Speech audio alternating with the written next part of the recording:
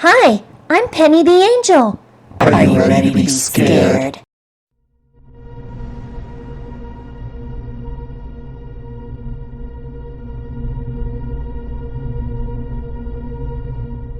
Hello, YouTube.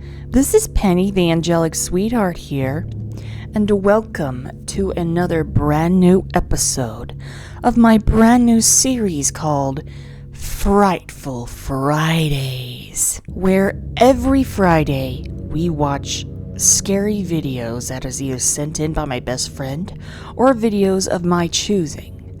So, without further ado, let us go ahead and begin the spooks, shall we?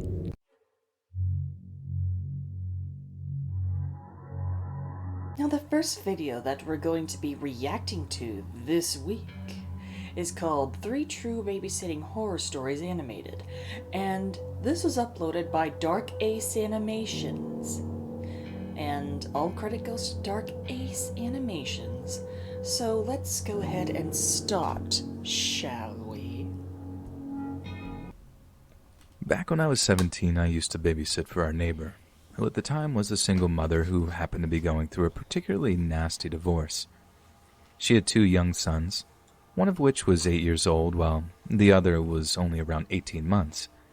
They were absolutely adorable and very well-behaved kids, but you could tell that they were going through a lot, and the older one definitely showed signs of stress over the whole thing. And I'll never forget the time he asked me why his daddy couldn't live with them anymore, and it honestly broke my heart. Not because I didn't have an answer for him, but because to hear it would have just been too much to bear. Too much for anyone to bear. Anyway, after a few months of being alone, she finally decided to get back on the old dating horse. I was so happy for her. After such a rough time, she deserved to find happiness again, to find someone who had the wherewithal to be a real father to these 2 adorable little boys. So one night she leaves on her date and says she'll be back around midnight and not a moment later. Only she doesn't tell me exactly where she's going, and I have no way to contact her because this was back in the 80s and no one had a cell phone. Well, they did exist, but not in the available commercial sense. It was all landlines back then. Otherwise, this might not have gone the way it did. So on the night in question, I'm chilling on the couch, absent-mindedly flicking through the TV channels. I put the kids to bed an hour previous. They're sleeping like rocks, and everything seems fine and dandy. When suddenly there's a knock at the front door. I wasn't expecting anyone, but then again, it wasn't my house, so I felt kind of obligated to answer and take a message or whatever. Only as I started walking down the hallway towards the front door, whoever is on the other side starts banging against it and cursing up a storm. "Cheryl, I know you're in there. Open the door." Now, what was exactly said, I don't remember, but I'm not keen on repeating some of the words they used. It was really, really harsh. So I'm just frozen, looking at the door in total fright when the oldest boy came flying out of his room and down the stairs, running to the door and yelling, "Daddy's home!" I pull him away from the door. I had no idea what this guy's intentions were, and after all, they were probably divorced for a freaking reason. But I almost fainted with fear when I hear the words, "I got my shotgun in my truck, and tonight, I'm going to teach you a lesson you'll never forget." Oh my god. He screams this, but then I hear his footsteps move up the gravel path. It appeared he wasn't bluffing at all. And if that was the case, then our lives were clearly in danger. When he gets back, he's banging on the door and threatening to start shooting through it if no one opens.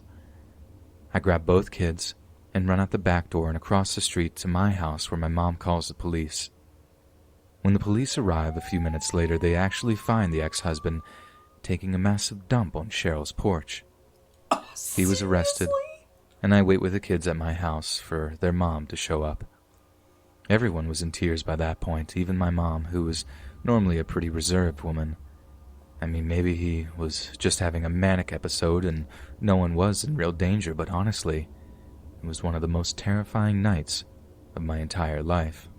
I don't blame you for being terrified. I mean, what if he really was armed with a gun?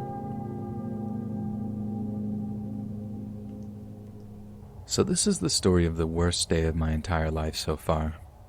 I was just 15 at the time, babysitting my little sister who was a toddler, like about that kind of age where she could walk and open doors. My parents were making a quick run to the store and left me in charge. I was chilling in the TV room. Sis was in her bedroom playing with her dolls or whatever. After a few minutes of watching TV, I noticed it was a little too quiet. I checked her room and she wasn't there. I checked everywhere else with growing alarm, looking and calling for her, but she was nowhere to be found. To my absolute horror, I realized the person I'm supposed to be babysitting is definitely no longer in the house.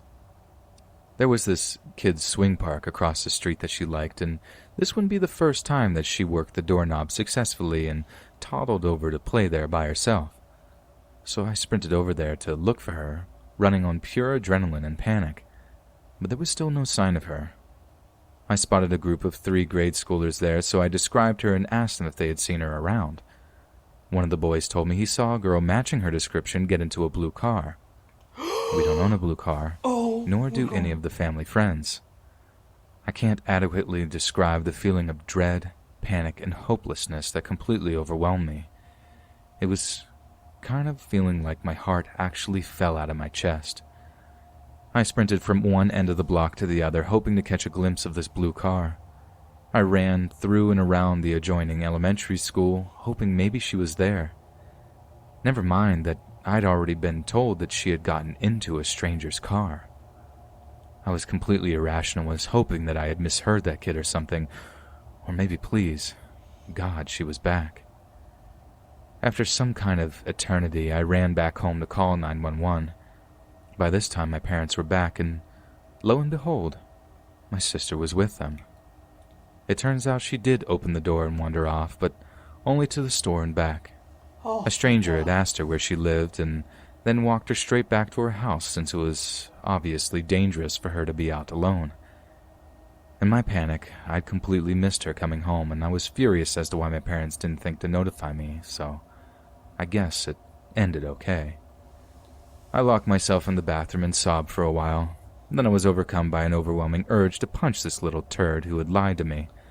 I bolted back to the playground with no clear plan in mind. He wasn't there when I got back. I suppose that's good because I was sufficiently older, bigger, and utterly blind with rage that I probably would have murdered him at that point. An apology, however physically coerced, would have been nice though. Oh, and I'm fairly certain the boy wasn't just mistaken. After all was said and done, I recalled that one of the kids in his little group of friends had started to chime up when she saw me running around in a panic. I just vaguely remember her saying something like, "Hey mister, you should know about your sister." Something in the tone of her voice was apologetic, like she realized how messed up their joke was.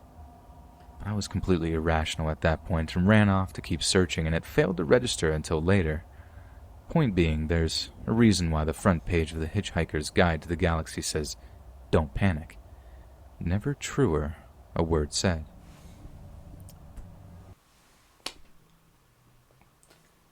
That is not funny to joke around about that. Seriously? He was panicking. He thought he lost his sister. That's messed up if you ask me. Very messed up, and I don't blame him for wanting to kill those brats. But yeah, do not result to actual murder, by the way. Anyway, let's continue.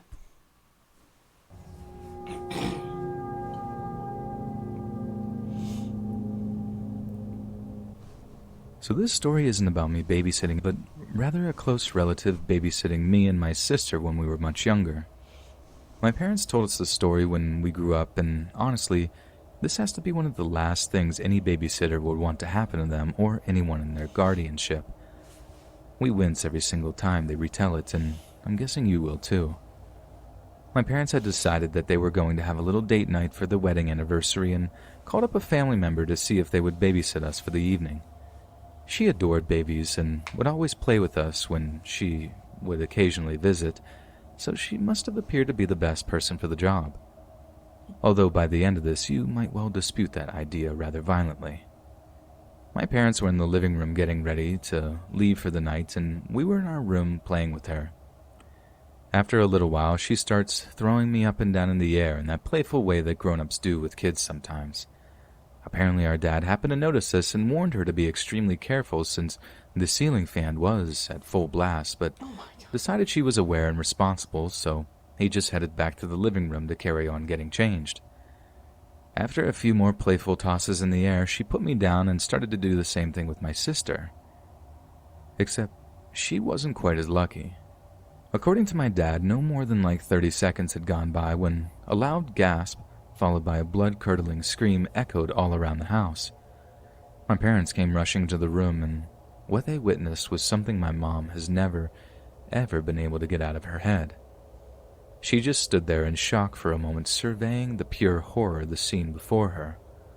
Our babysitter had accidentally tossed my sister into the fan while it was still on, and it wasn't one of those flimsy, cheapo ceiling fans that you can pick up from a Walmart. It was one of those solidly built steel blade fans, built with safety features, sure, but still super heavy. Also, the fan setting was thankfully not set to high, but only to medium. God knows what the damage would have been if it was. And the way my mom tells the story, for the first few moments after walking into the bedroom, she thought my sister was dead. Blood was splattered all over the wallpaper, almost as if someone had been brutally beaten. My sister was on her bed's blood-soaked sheets with a huge gash on her forehead, and you can only imagine what kind of horror was going through our babysitter's mind. An ambulance quickly came to get her cleaned up and was given a lot of stitches in her forehead. My parents were more than relieved the blades didn't strike an eye, that she actually only managed to pick up superficial injuries. The babysitter didn't come around after that, even though everyone got over it pretty quickly since it was an accident. She still has the scar on her forehead today. We would joke around about the scar and how it was actually my plan to take her out to be an only child, or how she got her scar wrong and it's supposed to zigzag like Harry Potter's lightning bolt scar.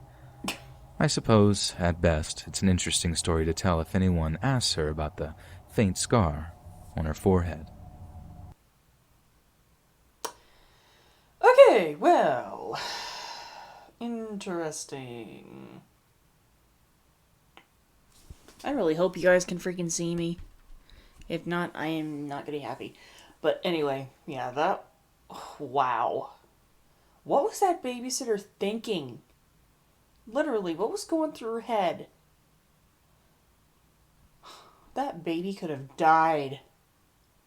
Holy crap. Anyway, let's go ahead and move on to the next story, shall we?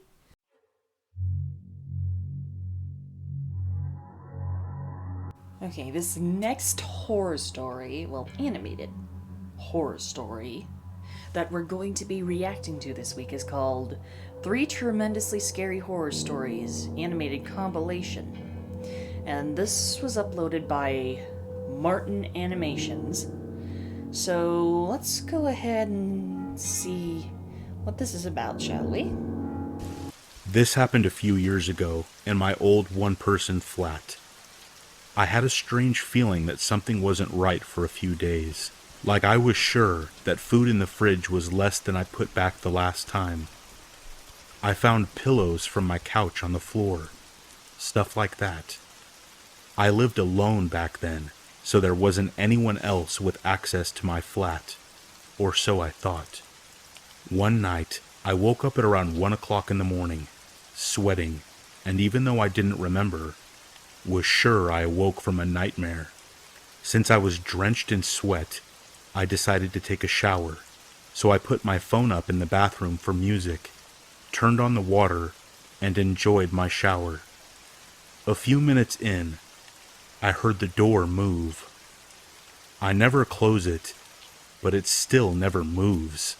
I took a look at the shower curtain and saw a shadow against it, and a look at my phone confirmed someone was there, since I could clearly see a reflection in my screen that showed someone standing next to the shower curtain. It took me a lot not to scream and to keep acting like I didn't notice anything, while silently taking the shower head off the holding and turning the water all the way to hot. I'm still kind of impressed of that quick thinking. Our water got really hot when you cranked it all the way up, and a few seconds later, steam was rising, and the water hurt my feet flowing to the drain. I turned around ripped the shower curtain open, and held the shower head right at the person behind. It was a woman. She screamed in pain.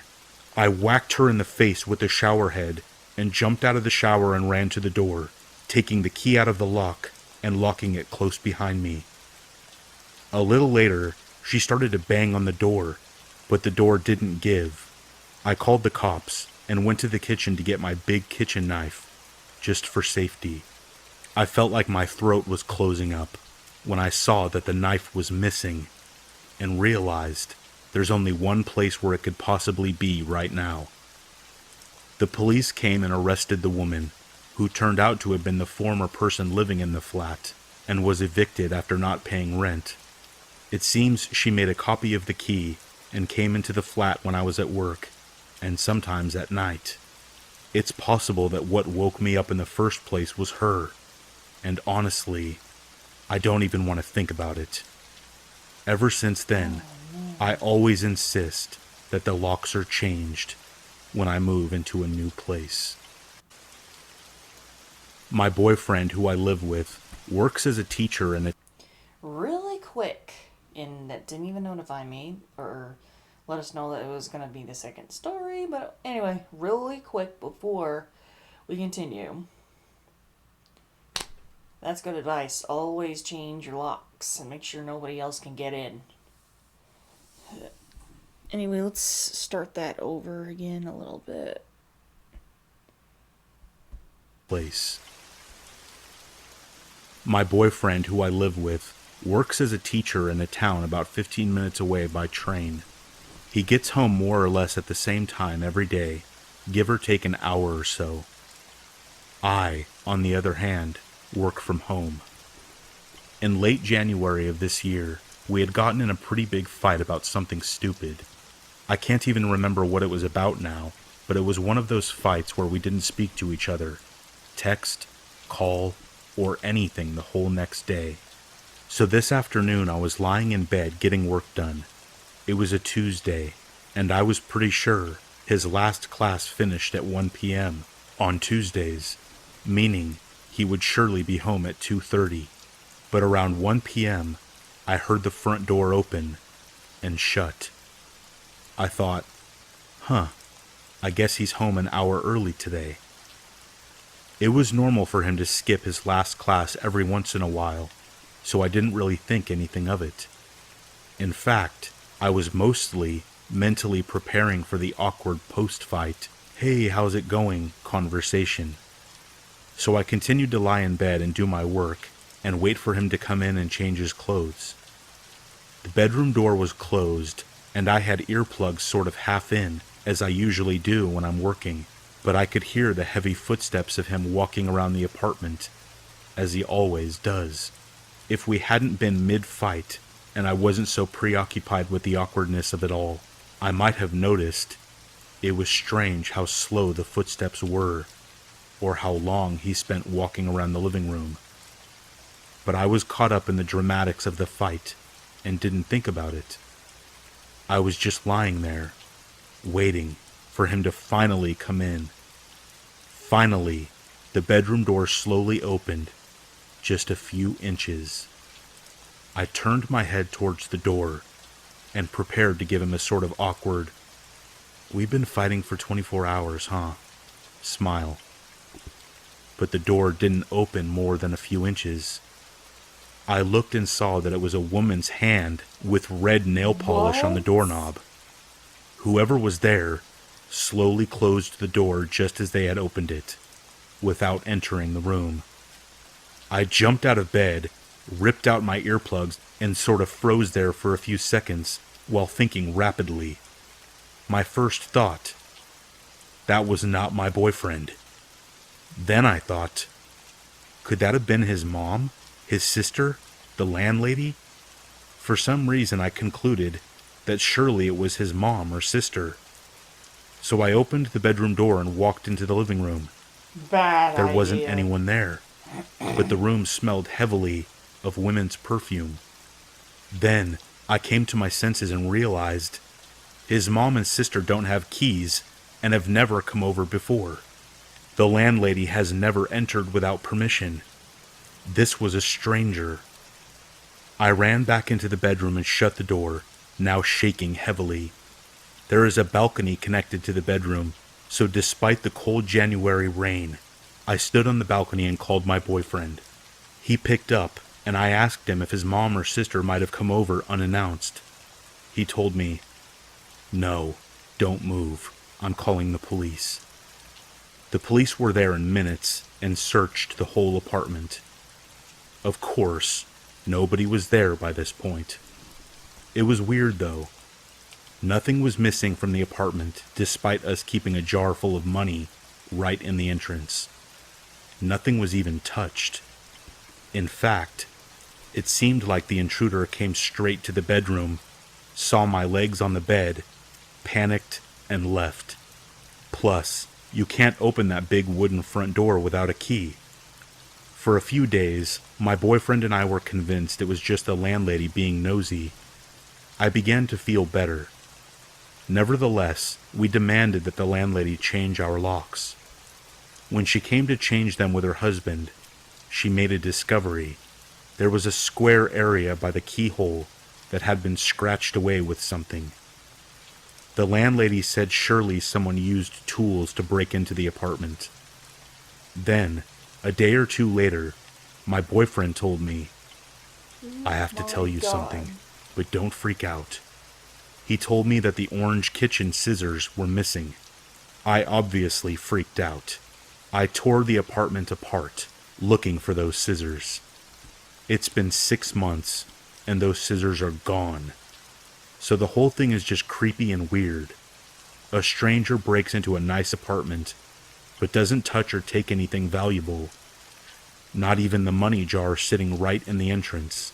Takes scissors from the kitchen, goes straight to the bedroom, sees someone in bed, and immediately leaves. I never got to meet the person who opened the door that day. I hope I never do. I don't blame her. Like, holy crap. Who freaking does that, man? Anyway, let's continue. I was 12, and my older sister and I were home alone for the weekend. I was waiting for a friend to pick me up, and getting restless. There was a knock on the door. Thinking it was her, I ran to answer it without checking through the peephole. Bad A idea. man was standing there, with a clipboard, and he said that he needed to check our gas meter. I was entrenched in the disappointment of my friend still not having arrived. So I just told him, "Yeah, sure, whatever you need to do." I didn't notice at the time, but he wasn't dressed as a city official. He had on a green and purple shirt, with bold stripes, like the host of Blue's Clues. He came in and immediately went up the stairs to where our bedrooms were, and walked into the open door of my room. The typical girly room with pink and glitter. Thankfully, my sister came down the stairs at almost that exact moment. She said, "Oh, is that Daphne's dad? Why is he going upstairs?" And I complained about how Daphne wasn't here, and was going on about how unreliable she was when my sister cut me off. Wait. If Daphne isn't here, then who is that? I said, I knew it. "He's here to read the gas meters." Her face turned white. She flung open the front door and dragged me out, hand clamped over my protesting mouth. She said, "Our gas meters are outside." Neither of us had a cell phone. It was the 60s, and obviously we weren't going back into the house to call authorities on the landline phone. Then, my ever-resourceful sister had a stroke of genius. A man was walking right by our house, and she motioned him over. She called loudly into the house, "Oh, Dad, it's good you're home. A man from the city is here to read the gas meter upstairs." And just like she had hoped, this man on the street said, "What are you talking about?" The man in the striped shirt bolted out of the house. The man on the street asked us repeatedly if we were okay, if we needed him to stay and wait in the yard with us until our parents came home. He was very nice. We were so startled that we barely thanked him before slamming and locking the doors and windows. As irate as my sister was that I let someone in the house, she begged me not to call the authorities because my parents left her in charge, and she worried that she would be in trouble. I didn't want to catch any heat from carelessly allowing some guy in, so I was on the same page. 3 weeks later, a girl in our community went missing. Same MO. She was home alone, and authorities found the door open and no signs of forced entry. My sister and I discussed our options, but deep down we knew we had no choice but to come clean. We told the police everything. I don't know if it ever helped, but they did tell us they had reason to believe it was the same man. They also tracked down the man who helped us on the street. Turns out, we already knew him. He worked in the butcher shop. We just didn't recognize him. He was lifelong friends with the family after that. Our parents were mortified. They weren't angry with us, just glad that we were okay. Though they did review all the rules of caution and didn't leave us home alone for a while. They found the girl and say that she had been held for a few days and then burned alive. They never caught the man, but fear not. He was in what appeared to be his early 30s in the 1960s. So in any case, he has to be dead by now. I'm just so thankful every day for my sister's resourcefulness and quick action. 2 thumbs up for that. 2 freaking thumbs up for that. OMG. Wow. Okay, I don't know how to feel about that, but anyway, let's go ahead and move on to the next video, shall we?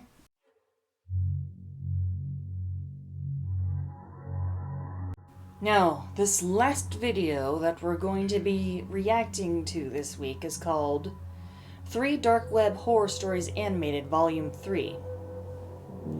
And this was uploaded by Dr. No Sleep, and all credit goes to Dr. No Sleep. So, without further ado, let's go ahead and start, shall we? Have you ever made a friend online? One you've never met in real life, but whom you cherish nonetheless? For me, that friend was Adam, a random guy I met on a forum on the deep web. Nothing sinister, just a place not categorized by the Google search engine, mostly used to discuss weird conspiracies and places to download movies in a less than legal manner. Adam was a funny person, and a genius when it came to pop culture, music, and movies. He'd seen or heard it all, which made it extremely easy to find new things to watch because he always had something to recommend. A few years passed, and we spoke almost every day, always using the same messaging service on our favorite dark web forum. I suggested more common sites to him, but he was adamant at keeping our friendship purely within the boundaries of that page, be it for privacy reasons or whatnot. Other than that, I never noticed anything off about him. We never really delved into more personal areas, but that's not exactly abnormal. Not exactly abnormal? The fact that he wouldn't friend you on Facebook, honey, that's a red flag. A big red flag. Anyway, let's continue. We never really put real life into the mix. In a way, I suppose he was my escape from the stress of real life. That was how it went on until last year, when Adam asked me a very peculiar question that deviated from our usual topics of discussion. What does the sun feel like? He asked. It's hot, I guess, I wrote back, waiting for some kind of punchline. He quickly changed the topic, and I was left confused, but decided not to push it any further, as I was eager to return to our argument about which season of Lost was the best. Then, a couple weeks later, he asked another similar question. Is it really that bright out there? What do you mean? I asked, the previous question still lingering in the back of my mind. Outside, in the movies, it's always so bright and windy. Is it really like that? He continued. I replied, why don't you just look out the window and tell me? I can't, he said. What do you mean? I said. He replied, I've never been there before. I don't know how to get outside. I couldn't tell whether or not he was joking, but rather than calling him out on the prank, I decided to dig deeper. I asked, you've never been outside? Like, for your entire life? Never, he said. I proceeded to ask, what about your parents? Why are they keeping you locked up? He went on to say, I've never seen them. I've been in this room my whole life, only talking to a voice through a speaker. I wasn't even sure if any of the things I saw in the movies were real, but after speaking to you, I know there's more out there, more than this dry, dark room. Come on, man, you're f***ing with me, right? I asked, a sense of dread rising in my body as the idea of a joke faded. Then he logged off. Months passed, and I attempted to get in contact with Adam to no avail. He'd seemingly vanished from the forum, and I started to worry. Then, after being AWOL for 5 months, he sent me one final message. Hey, sorry about our last discussion. Everything is fine, and I was just messing around with the never being outside thing. Let's just forget it ever happened. Please. Before I even got the chance to respond, he logged back off. I kept rereading the last message, and it didn't take long before I realized the message was a literal call for help, based on the first letter of each sentence. It was quite obvious, and I guess he got caught by whoever was holding him captive because I never heard back from him.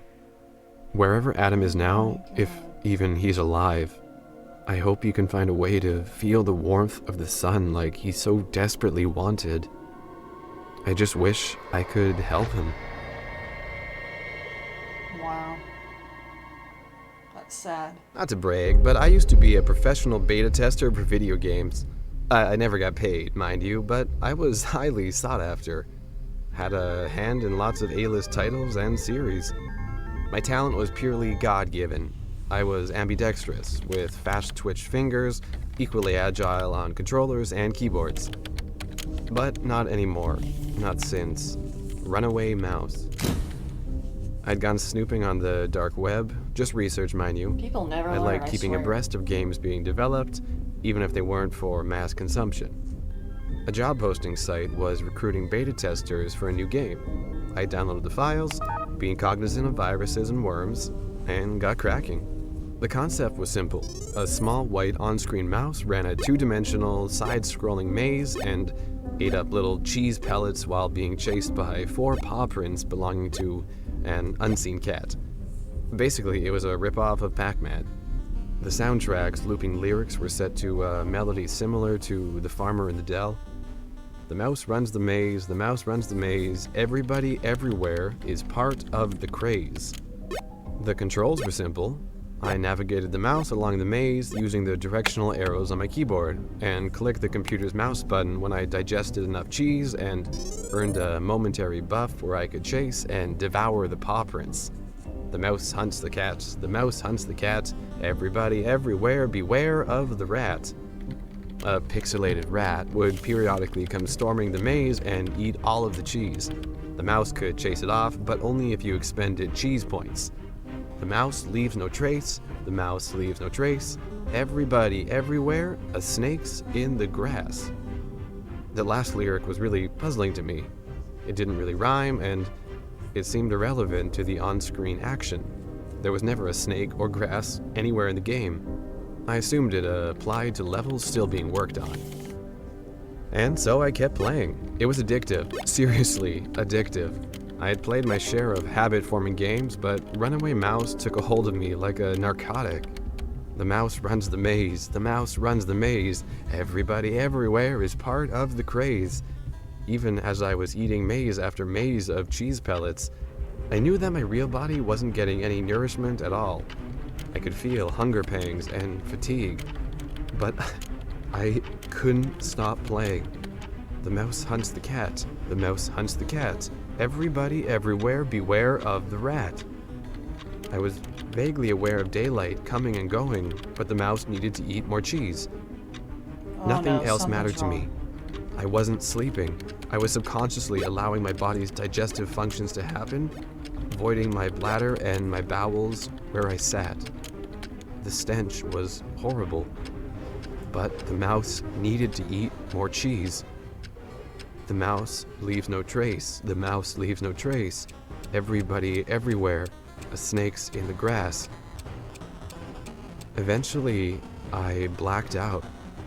Next thing I remember was waking up in the hospital. Bright daylight was coming through the window. A doctor and nurse were monitoring me. "Good morning, sunshine," the elderly nurse said. "How do you feel?" the doctor asked. "Groggy and confused?" "That's to be expected. We had to put you out for the procedure." "What procedure?" The doctor and nurse made eye contact. My memories were hazy, but I could recall telling myself that I'd never stop playing Runaway Mouse unless I removed my hands from the controls. "We found you in a catatonic state, lying next to your computer. You'd lost a lot of blood." "Lost blood from what?" The nurse put a hand on my shoulder. "You're going to need a prosthetic, but with enough physical therapy and time, you'll be as good as new." I lifted my arms. What? My right wrist now ended in a bandaged stump. "You chewed through your right wrist. We found your bite marks on your severed hand's flesh, and still clutched in your severed hand was the mouse to your computer." What? Oh my. Ever since its invention, I've dreamed of getting my hands on some Vanta Black liquid. Imagine a substance so dark it can obscure any three-dimensional shape and turn it into a mere shadow. I just never thought something so harmless and fun could cause my demise. While it's available for purchase under certain circumstances, it's not something just anyone can buy. Of course, if you know where to look on the dark web, you can get anything you want. To be fair, of all the horrible things found on the dark web, Vanta Black liquid is among the less sinister options. After just a few clicks, I found a vial of paint available for a cheap price. Even if the paint turned out to be fake, it wouldn't be much of a loss. With little thought, I purchased one vial and eagerly awaited its arrival. The inconspicuous package arrived a couple days later. It was a cube-shaped vial full of the light-absorbing liquid. If not for the feel it had in my hand, I never could have guessed it was a solid object. I was ecstatic, but after a thorough inspection, I noticed a minuscule crack in the vial. A drop of liquid seeped out through the hole and fell gently onto the doormat below. What looked like a hole into an infinite void formed on the mat. I bent down to remove it with a dirty cloth. As I started rubbing the spilled paint, I could have sworn my fingers slipped deeper into the stain. I immediately retracted my hand, certain I must have been mistaken. After the initial shock wore off, I dipped the cloth back into the stain, and it just sank through. After several attempts at poking the stain, I lifted the doormat up to check if the hole continued into the floor. To my surprise, it was clean. At that point, I was more curious than afraid. Baffled by the impossible spot, I could do little more than stare in awe at the thing. Then I came to the horrifying realization that the hole was growing. I grabbed a few plastic bags and chucked the doormat into one, making sure to double wrap and seal. I thought the situation was under control, that I had contained the ever-growing void. Alas, one of the Vanta Black drops had hit my hand. Without hesitation, I rushed to scrub my hands, praying that it wasn't too late. Unfortunately, no matter what kind of soap I applied, the stain wouldn't budge. By the time I had given up, it had already grown to the size of a marble. In absolute panic, I rushed to the doctor. Despite his initial doubt at my situation, he quickly came around once he saw the bizarre spot on my hand.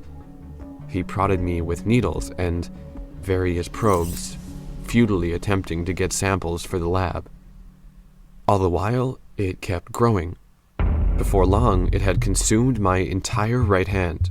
Though it was still visible as a silhouette, I had long since lost any use of it, leaving it as little more than a limp appendage. Days went by, and The darkness grew up my arm. In a last-ditch attempt at saving my life, the doctors all agreed that amputation would be the only feasible solution. It was a devastating loss, but worth it to save my life. I signed all the necessary papers using my one remaining hand, and they rushed me into an operating room. While the surgery only lasted a few hours, rehabilitation would take weeks, if not months. The doctors entered my room as I awoke from the anesthesia.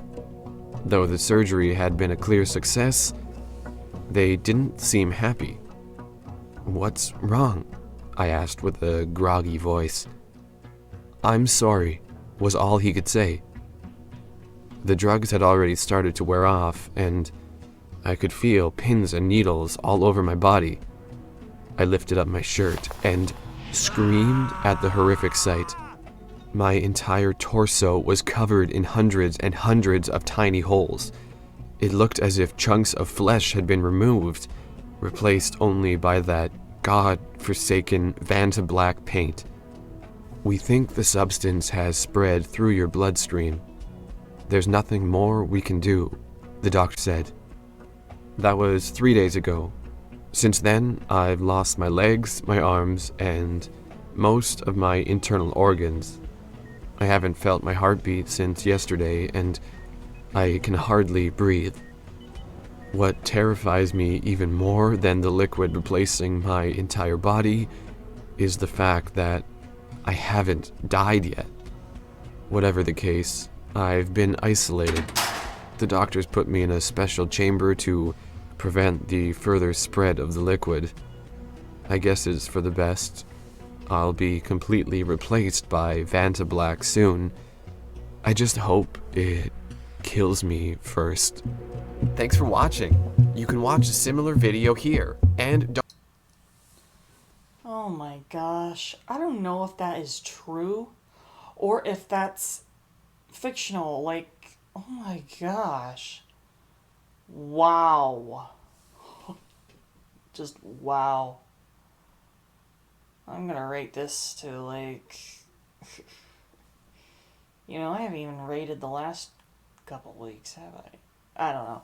Anyway, that is all for this week, unfortunately. And I hope you guys enjoyed my choices of scary videos. Yes, I chose these on my own. And if you guys would like more and either have more options of scary videos you want me to react to, let me know in the comments. Give this video a big thumbs up, subscribe, follow my Instagram, Twitter, DeviantArt, and follow my Twitch.